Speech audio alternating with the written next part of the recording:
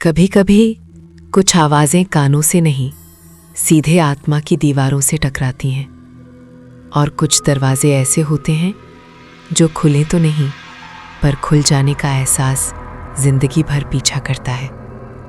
मैं पूजा शर्मा, आप सुन रहे हैं ख्वाबों की डायरी। आप कहानी में आगे बढ़ते हैं। उस रात घड़ी ने 12 नहीं बजाए थे, घड़ी बस रुक गई थी।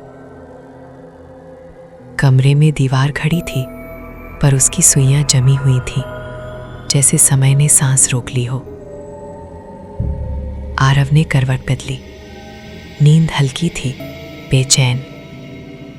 अचानक टिक टिक टिक। घड़ी फिर चल पड़ी, पर उल्टी दिशा में। आरव उठ बैठा। दिल की धड़कन कानों में गूंज रही थी। उसने मोबाइल देखा।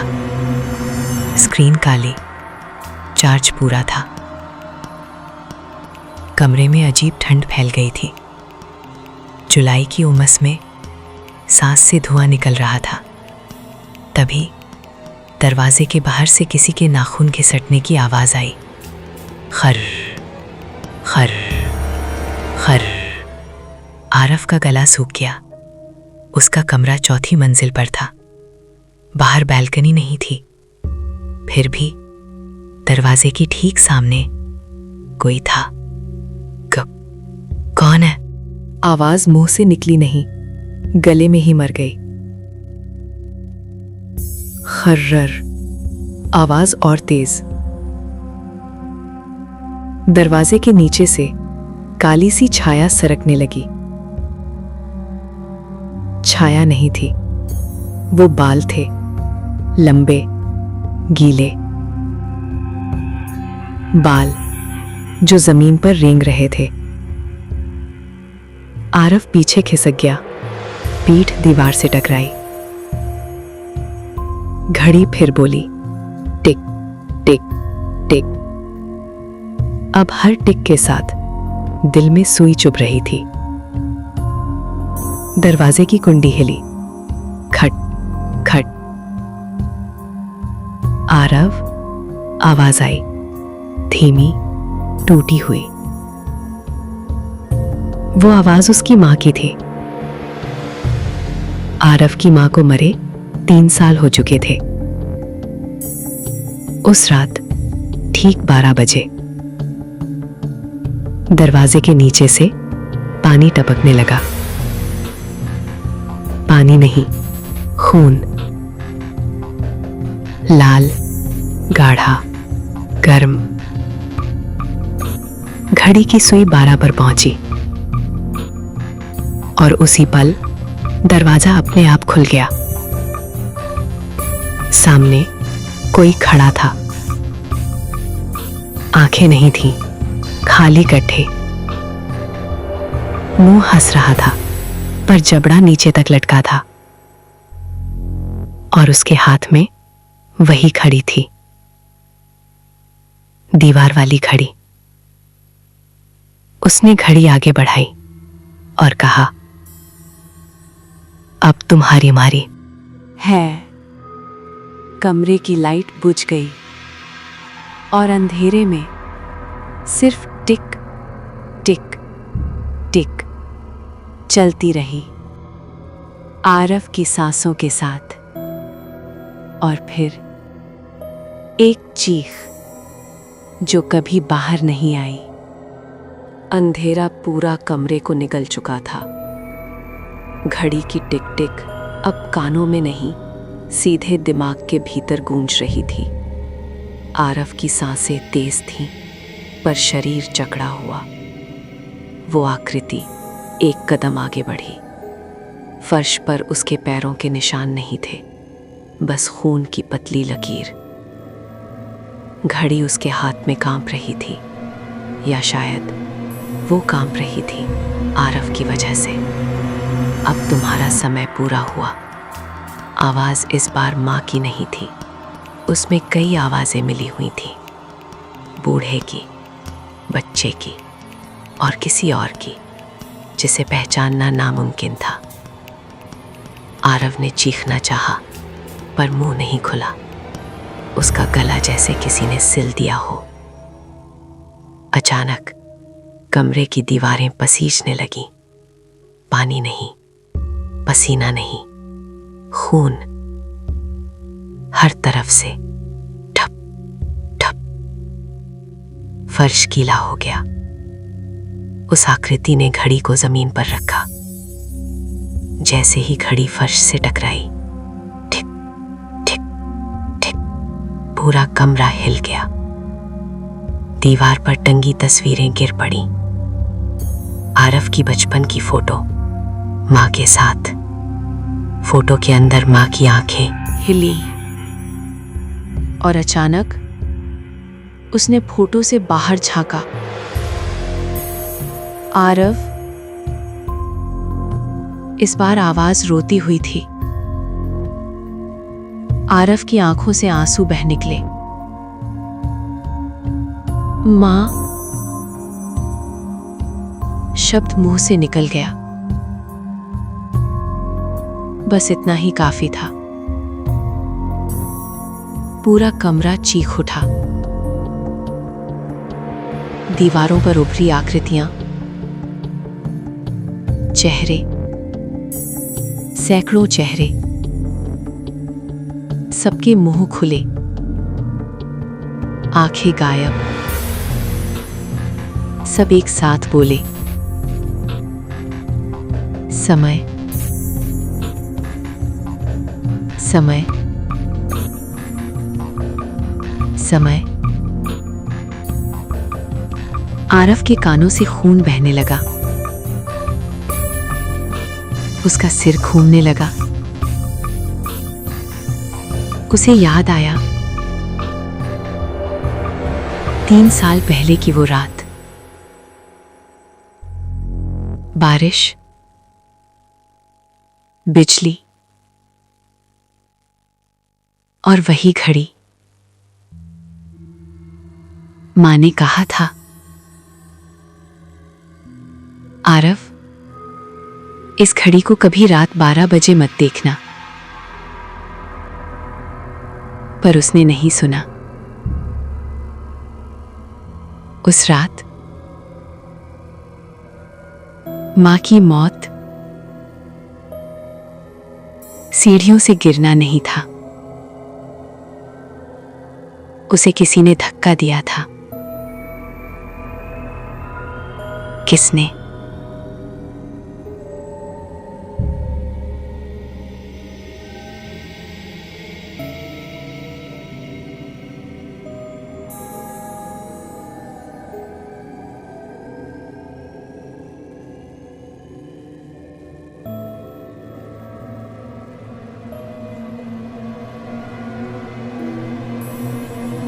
घड़ी ने टिक किया और जवाब खुद ब खुद सामने आया। आरव। उसने ही गुस्से में मां को धक्का दिया था। घड़ी उस सब की गवाह थी। अब वो हिसाब मांगने आई थी। फर्श से घड़ी उठी अपने आप। उसकी सुइयां घूमने लगी, तेज और तेज। कमरे की दीवारें पीछे खिसकने लगीं, जैसे कोई सुरंग खुल रही हो। अंधेरी, गहरी। उस सुरंग से हाथ निकल आए, सैकड़ों हाथ, सब आरव की तरफ बढ़ते हुए।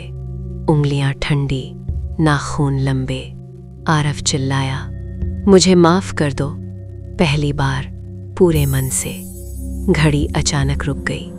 टिक टिक, खामोशी। सब कुछ थम गया। हाथ हवा में जमे रहे। आकृतियां पिघलने लगीं। कमरा फिर वैसा ही, साफ, सूखा। आरव जमीन पर गिर पड़ा। सांसें टूट रही थी। उसने आंखें बंद कर लीं। सुबह, धूप की किरण कमरे में आई। घड़ी दीवार पर सही चल रही थी। आरव हंस पड़ा। बस सपना था। वो उठा, नहाया, घर से बाहर निकला। जैसे ही उसने दरवाजा बंद किया, पीछे से आवाज आई, टिक। आरव रुका, पीछे मुड़ा। घड़ी दीवार पर नहीं थी, वो उसके हाथ में थी। और सुई धीरे धीरे फिर उल्टी घूमने लगी और उसी पल किसी ने उसके कंधे पर हाथ रखा, ठंडा, गीला, और कान के पास फुसफुसाया, समय कभी माफ नहीं करता। आरव की चीख सीढ़ियों में गूंजती रही और ऊपर घड़ी टिक टिक टिक। सीढ़ियों में गूंजती चीख अचानक कट गई, जैसे किसी ने आवाज का गला मरोड़ दिया हो। आरव के पैर हवा में लटक रहे थे। सीढ़ियां नीचे नहीं जा रही थीं, वो फैलती जा रही थीं। हर पायदान लंबा और लंबा। उसके चारों ओर अंधेरा गाढ़ा होता गया।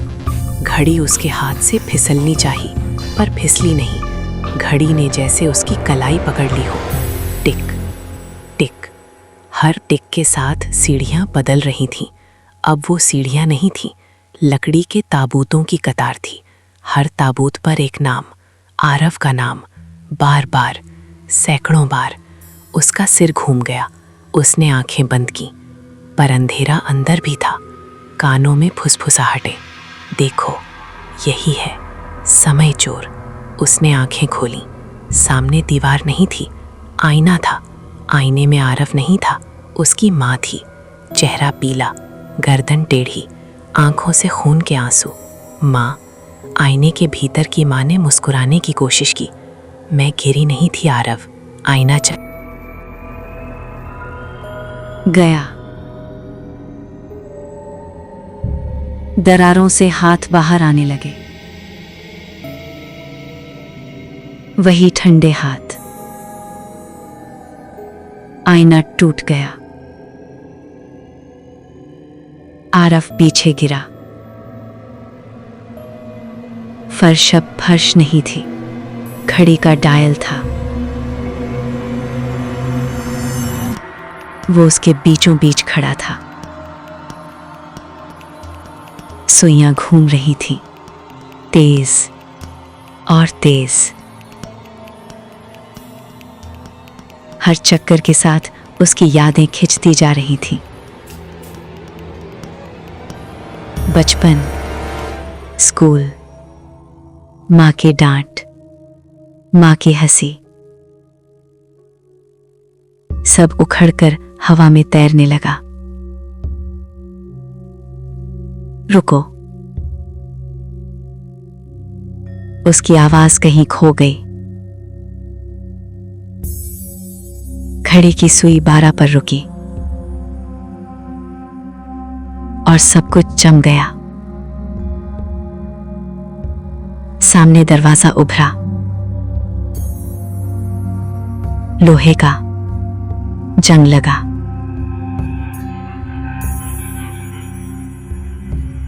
उस पर लिखा था, स्वीकार करो। दरवाजा अपने आप खुला। अंदर एक कमरा। कमरे में कुर्सी और उस पर आरव खुद बैठा था, आंखें खाली। दूसरा आरव बोला,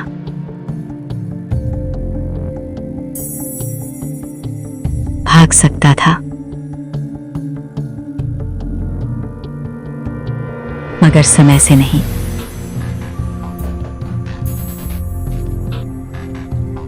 घड़ी अचानक भारी हो गई। उसका वजन कंधों को दबाने लगा। रीढ़ झुक गई।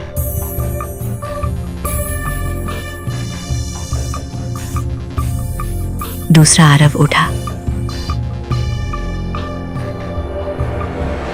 उसकी परछाई दीवार पर मां की परछाई बन गई।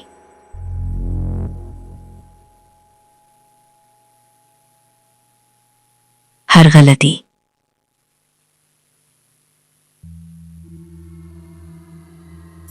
हर थक्का यहां जमा होता है। कमरे की दीवारें खुल गईं। हजारों लोग, सबकी कलाई में घड़ी। सबकी आंखें सूनी। सब एक साथ बोले, समय का कर्ज। आरव घुटनों पर गिर गया। मैं भुगत लूंगा। घड़ी की सुई उसकी त्वचा में धंस गई। खून नहीं निकला, यादें निकली।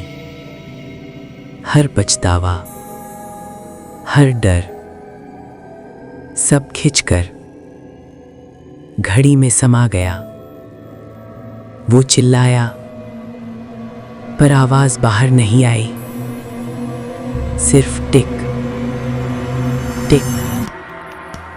जब सब थमा, आरव वहीं था, पर हल्का, बहुत हल्का।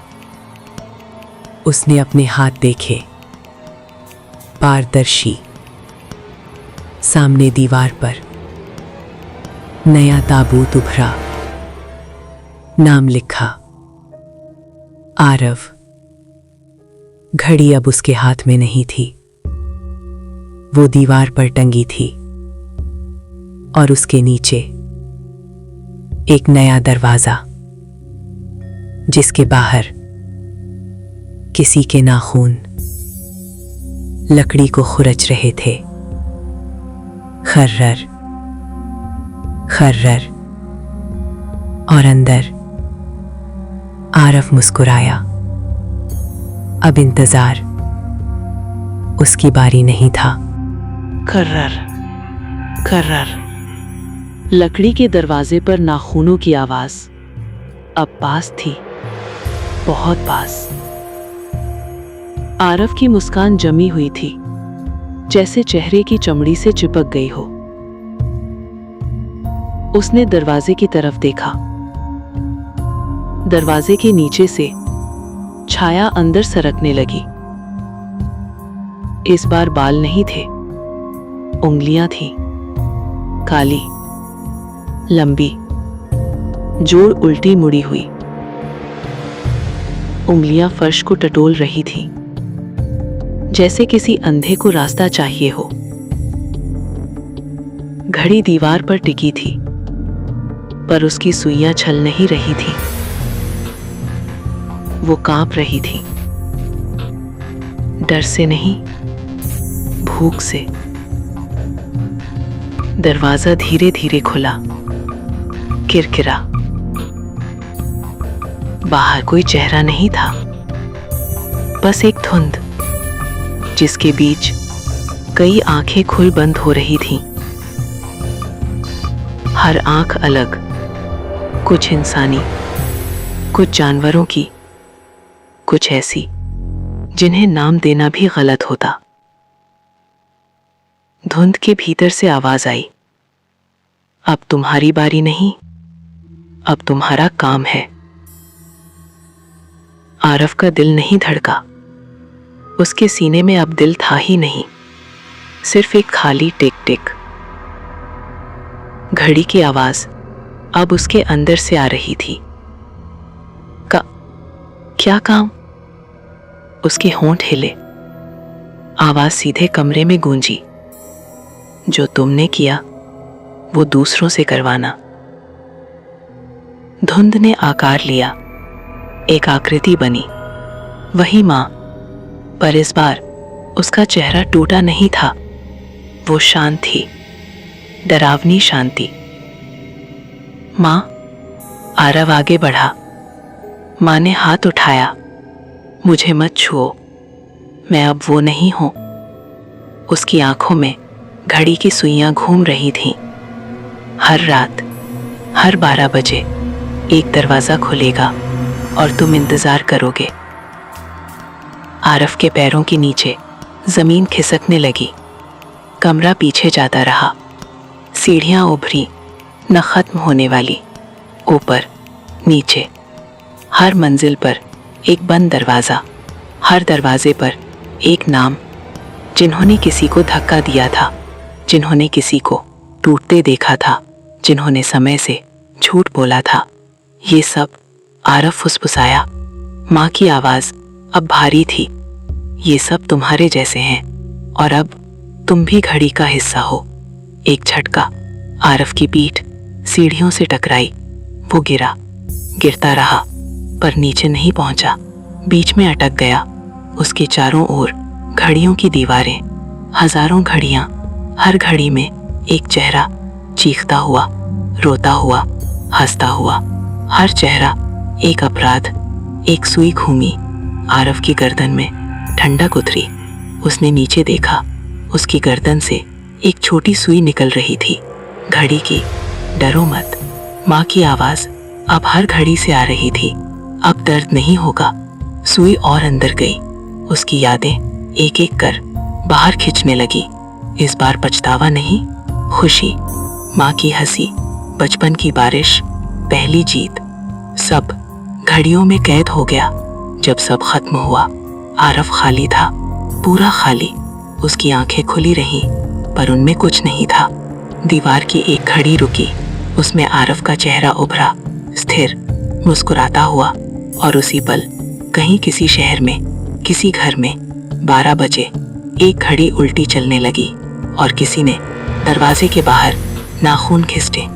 खर्रर, खर्रर। समय ने एक और नाम लिख लिया। खर्रर, खर्रर। आवाज अब बाहर से नहीं आ रही थी, वो आवाज आरव के भीतर पैदा हो रही थी। घड़ी में कैद उसका चेहरा धीरे धीरे हिलने लगा। मुस्कान टूटी, आंखों के भीतर काली परछाइयां तैरने लगीं, जैसे कोई अंदर से उसके अस्तित्व को खरोंच रहा हो। टिक टिक। हर टिक के साथ दीवारें सांस लेने लगीं। घड़ियों की दीवारें फूलती से कुड़ती रहीं। आरव ने बोलने की कोशिश की, पर घड़ी के कांच से सिर्फ धुंध निकली, शब्द नहीं। उसने देखा, सीढ़ियों के नीचे एक नया दरवाजा खुल रहा था। धीरे, बहुत धीरे। दरवाजे के उस पार एक कमरा नहीं था, एक जिंदगी थी। एक छोटा सा घर, पीली रोशनी। अंदर एक आदमी बैठा था, नाम विवेक। उसकी कलाई में घड़ी नहीं थी, पर दीवार पर वही पुरानी घड़ी, आरव की घड़ी। घड़ी की सुई हिली। आरव के भीतर कुछ जागा। एक आदेश, बिना आवाज, बिना शब्द, पर साफ, इंतजार करो। विवेक ने घड़ी की तरफ देखा, उसकी भौहें सिकुड़ी। अजीब है। उसने मोबाइल उठाया। 12 बजने वाले थे। घड़ी की सुई तेज हुई। आरव की कैद कसने लगी। उसके चेहरे पर दर्द उभरा, पर चीख नहीं आई। घड़ी ने आदेश दोहराया, देखते रहो। विवेक उठा, पानी पीने रसोई में गया। पीछे से टिक। वो रुका, पीछे मुड़ा। घड़ी उल्टी चल रही थी। उसके चेहरे का रंग उड़ गया। ये कैसे? उसी पल घर की लाइट झपकी। अंधेरा, और अंधेरे में दरवाजे पर नाखून। खर्रर। आरव ने सब देखा। वो चाहकर भी कुछ नहीं कर सका। उसकी आंखों में आंसू बने, पर गिरे नहीं। घड़ी के कांच ने उन्हें पी लिया। विवेक का दिल जोर से धड़का। उसने दरवाजे की ओर देखा। कौन? आवाज कांप रही थी। घड़ी की सुई 12 पर पहुंची। आरव की कैद एक पल को ढीली हुई। उसने महसूस किया, अगर अभी नहीं रोका तो ये सिलसिला कभी नहीं रुकेगा। उसने पूरी ताकत लगाई। कांच के भीतर से हाथ मारने की कोशिश की। दरार पड़ी। एक महीन सी टिक की आवाज अटक गई। विवेक ने भी देखा, घड़ी के कांच में दरार, और उस दरार के पीछे एक चेहरा, डरा हुआ, टूटा हुआ। मदद। कांच के भीतर से बिना आवाज का शब्द। विवेक पीछे हटा। उसी पल दरवाजा जोर से खड़का। धड़ाम। नाखून अब लकड़ी के भीतर धंस रहे थे। आरव की दरार फैलने लगी, पर उसी के साथ सीढ़ियों में कहीं दूर माँ की आवाज गूंजी, नियम मत तोड़ो। घड़ी कांप उठी। दरार रुक गई। आरव की उम्मीद एक बार फिर घड़ी में दब गई। विवेक चीखा, और चीख के साथ घड़ी की सुई फिर चल पड़ी, उल्टी। आरव ने आखिरी बार देखा, एक और नाम धीरे धीरे दीवार पर उभर रहा था, विवेक। और घड़ियों की दीवार हंस पड़ी, बिना आवाज। टिक टिक। समय ने अभी सिर्फ खेल शुरू किया था। टिक। घड़ियों की दीवार हंस नहीं रही थी, वो सुन रही थी। आरव को पहली बार एहसास हुआ, समय देखता नहीं, समय सुनता है। विवेक की चीख अब दूर जा चुकी थी, जैसे पानी में पत्थर गिरने के बाद लहरें लौट जाती हैं, पर असर रह जाता है। घड़ी के भीतर आरव का चेहरा कांप रहा था। दरार अब भी मौजूद थी, बहुत पतली पर जिंदा। वो दरार उम्मीद थी। सीढ़ियों में हलचल हुई,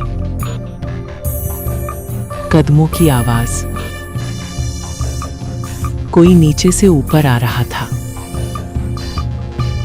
आरफ ने देखा, वही मां,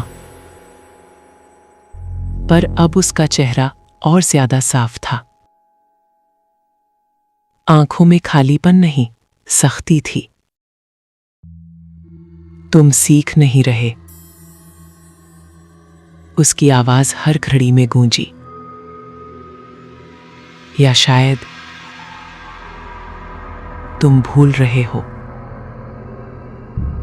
घड़ी की सुइयां एक साथ घूमी। हर घड़ी ने एक ही समय दिखाया, 3:17। आरफ के भीतर एक याद हिली, 3:17। यही वो वक्त था जब उसने मां को धक्का दिया था। वो चीखना चाहता था, मैं भूलना नहीं चाहता, पर घड़ी ने उसकी भावना को सजा समझ लिया। एक झटका, दरार में तेज दर्द दौड़ा, जैसे कांच नहीं नस फट रही हो। सीढ़ियां बदलने लगी। अब हर पायदान एक दरवाजा था, हर दरवाजे के पीछे एक दृश्य। कहीं कोई पति पत्नी को धक्का देता हुआ, कहीं एक दोस्त को सीढ़ियों से गिराता हुआ, कहीं एक बेटा माँ को चुप कराता हुआ। हर दृश्य के ऊपर एक घड़ी, और हर घड़ी में एक जाना पहचाना चेहरा, कुछ रोते हुए, कुछ हंसते हुए। आरफ का सिर झुक गया। ये सब मैं नहीं हूं। माँ उसके सामने आ खड़ी हुई। पर तुम जैसे हैं। उसने उंगली उठाई। घड़ी की दीवार में एक नई जगह खुली।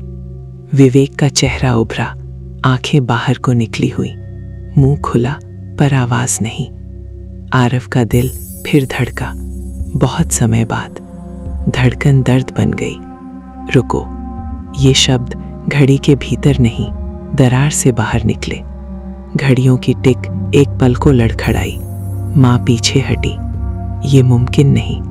आरफ ने महसूस किया, समय में दरार डाली जा सकती है, अगर कोई याद रखना चाहे। उसने अपनी सबसे कीमती याद पकड़ी, माँ की वो रात जब उसने उसे सुलाया था बिना कुछ कहे। वो याद दरार में धंस गई। कांच और टूटा। टिक, एक घड़ी बंद हो गई। विवेक की घड़ी। विवेक का चेहरा धुंधला पड़ा। माँ की आंखों में पहली बार डर उठा।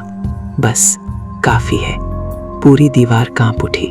घड़ियां एक एक कर चीखने लगी, बिना आवाज। समय घायल हो रहा था, और घायल समय सबसे खतरनाक होता है। सीढ़ियों के सबसे ऊपर एक नया दरवाजा उभरा। इस पर कोई नाम नहीं था, सिर्फ लिखा था, चुनाव। दरवाजा धीरे से खुला। अंदर अंधेरा नहीं था, रोशनी थी, पर वो रोशनी सुकून नहीं देती थी। वो सवाल बनकर चुपती थी। माँ ने फुसफुसाया, अगर अंदर गए तो या तो सब टूटेगा या तुम। आरव ने दरार की तरफ देखा। वो फैल रही थी। उसने कदम बढ़ाया, और उसी पल किसी और घर में एक और घड़ी उल्टी चलने लगी। पर इस बार घड़ी के कांच में एक नहीं, दो चेहरे थे। आरव और कोई दूसरा, जो अभी तक अपना अपराध नहीं जानता था।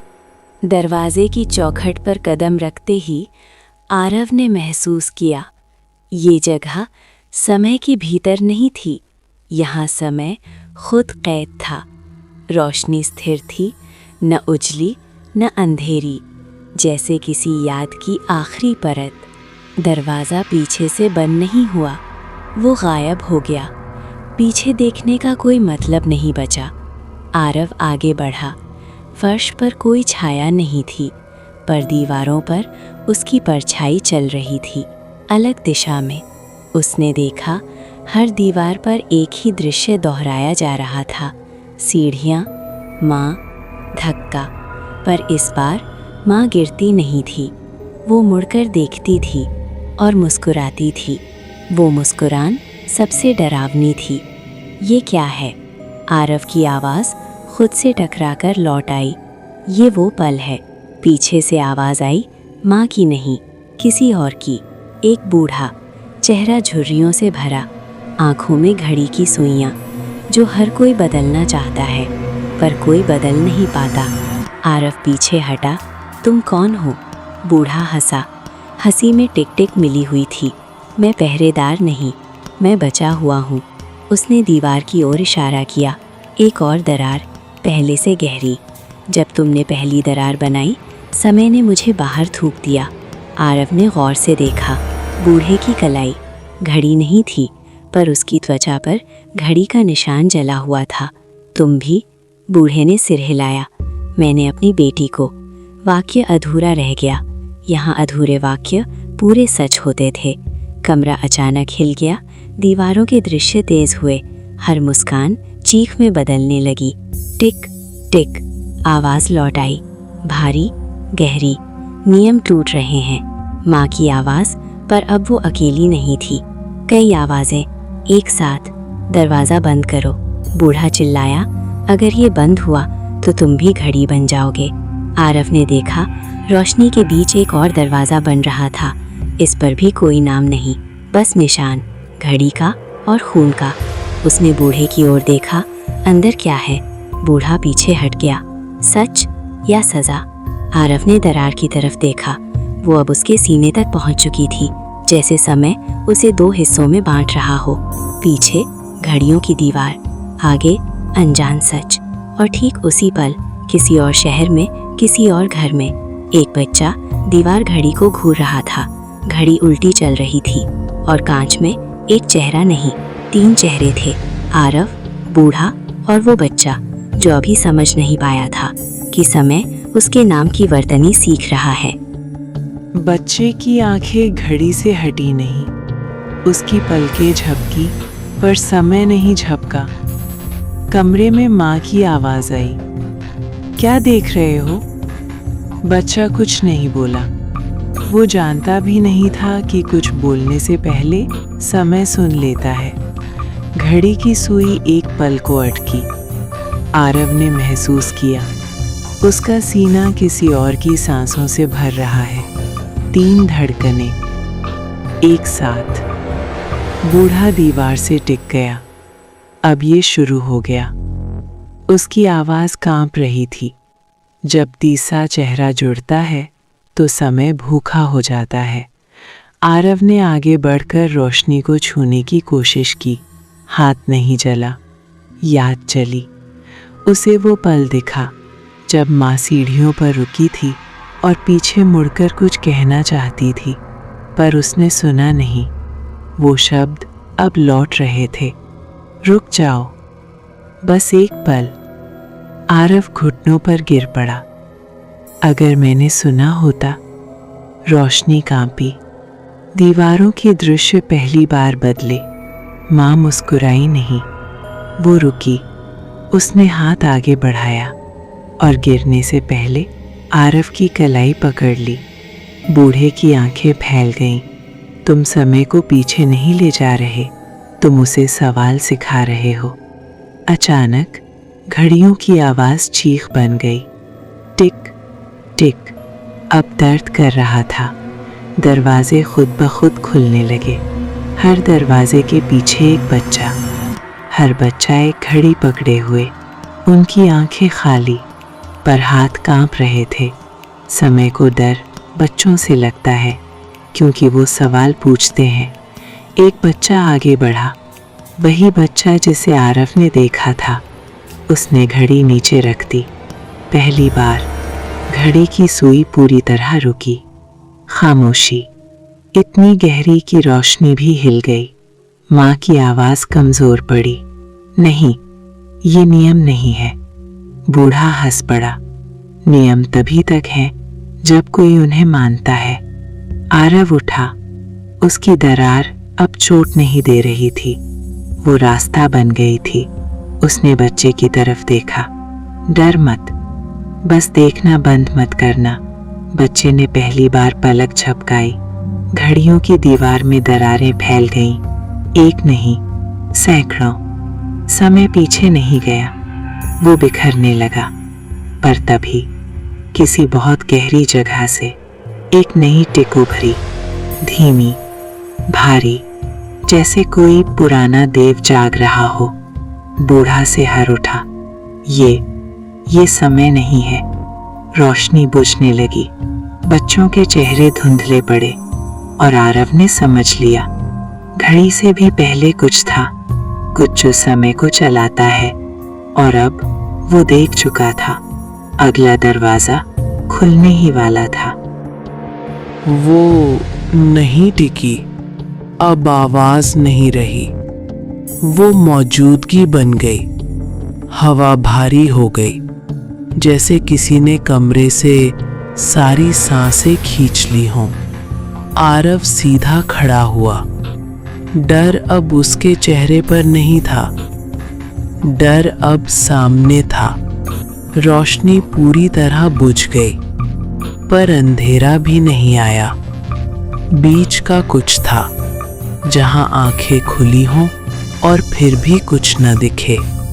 उसी खालीपन से एक आकृति उभरी, कोई चेहरा नहीं, कोई शरीर नहीं, बस एक आकार, जिसके भीतर हजारों घड़ियां धड़क रही थीं। बूढ़ा जमीन पर गिर पड़ा। ये वही है जिसने समय को चलना सिखाया। आकृति ने कोई शब्द नहीं बोले, फिर भी हर किसी ने सुना, सीधे दिमाग में, तुमने नियम तोड़े, अब कीमत दोगे। आरव आगे बढ़ा, हर कदम के साथ उसकी दरार चमकने लगी। नहीं, अब कीमत कोई और नहीं देगा। आकृति रुकी, पहली बार। समय रुका। आरव ने बच्चे की ओर देखा, फिर बूढ़े की ओर, फिर उन घड़ियों की दीवारों की ओर, जहां कैद चेहरे उसे देख रहे थे। अगर हर गलती की सजा कैद है, तो सीख कभी नहीं होगी। दरार पूरी तरह खुल गई। आरव की छाती से रोशनी नहीं, यादें नहीं, माफी निकली। वो माफी जिसे समय समझ नहीं पाता। घड़ियां कांप उठीं, एक एक कर टूटने लगी। टिक टिक, आवाज कमजोर पड़ती गई। आकृति पीछे हटी। पहली बार। ये संभव नहीं। आरव मुस्कुराया। संभव है, क्योंकि डर से समय चलता है और स्वीकार से खत्म होता है। एक तेज उजाला सब कुछ बहा ले गया। घड़ियां, दीवारें, सीढ़ियां। जब आंखें खुली, आरव जमीन पर पड़ा था। सूरज निकल चुका था। कमरे में दीवार घड़ी चल रही थी, सीधे आगे, कोई उल्टापन नहीं। आरव उठा, उसने घड़ी उतारी और धीरे से टेबल पर रख दी। उसकी माँ की तस्वीर वहीं थी, इस बार मुस्कुराती हुई। फोन की स्क्रीन जली। समय 7 AM। आरव ने गहरी सांस ली। बाहर बच्चे खेल रहे थे। हंसी। कोई टिक नहीं। दूसरी ओर किसी पुरानी इमारत में एक टूटी हुई घड़ी हमेशा के लिए रुक चुकी थी। उसके कांच में कोई चेहरा नहीं था। कहानी खत्म नहीं हुई थी, बस घड़ी से आजाद हो गई थी। अगर आपको ये कहानी पसंद आई हो तो इसे लाइक करें, अपने विचार कमेंट में ज़रूर लिखें और ऐसी ही डरावनी कहानियों के लिए चैनल को सब्सक्राइब करना ना भूलें।